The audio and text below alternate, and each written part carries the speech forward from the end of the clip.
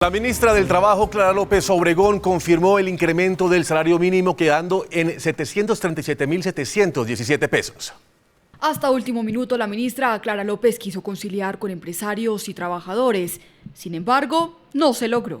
Hubiese podido terminar en concertación porque la voluntad de las partes estuvo explícita durante todo el proceso. Soy una firme convencida de que la concertación es el camino de la paz. De esta manera, el salario mínimo quedará de 820.857 pesos, el cual equivale a un incremento mensual de 53.702, con un auxilio de transporte de 83.140 pesos, el cual también tuvo un aumento del 7%.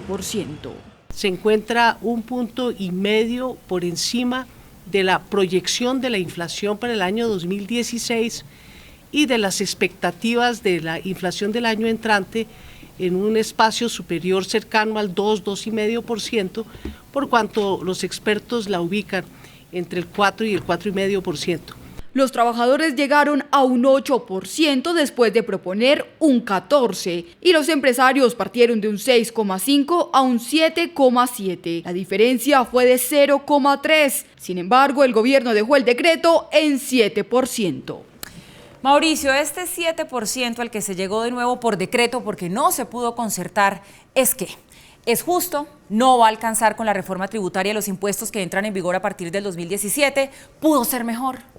Paula, generalmente el parámetro que se tiene en cuenta para ver si el salario mínimo se reajusta en una magnitud justa, palabra bien complicada de definir y bien complicada de precisar, es la inflación causada en el año y la inflación que se espera para el año entrante. Por ejemplo, el año pasado el aumento del salario mínimo fue 7%, el mismo que está previsto para el año entrante, pero el año anterior, en el año 2015, la inflación fue de 6,77%, es decir, lo que alcanzó a ganar el salario mínimo fue muy poquito.